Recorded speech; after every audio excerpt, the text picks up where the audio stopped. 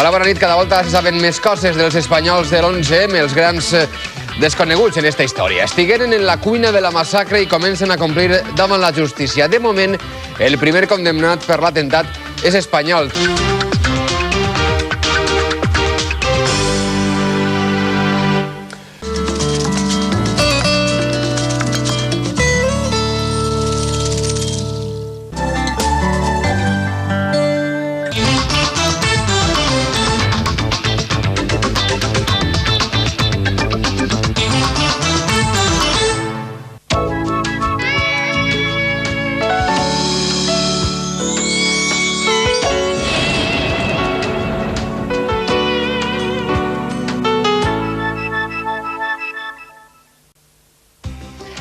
Ja anunciarem ahir que teníem per davant nits molt fredes. Les gelades han sigut este matí encara més fortes que des d'ahir, ja ho hauran notat. De nit els termòmetres no tenen pietat amb nosaltres, però almenys ens compensen un poc durant el dia.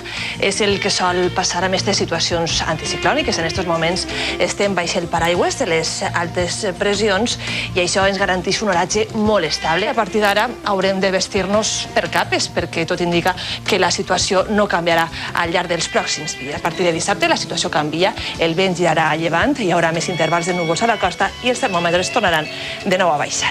Acabem així. Que passen una molt bona nit. Adéu.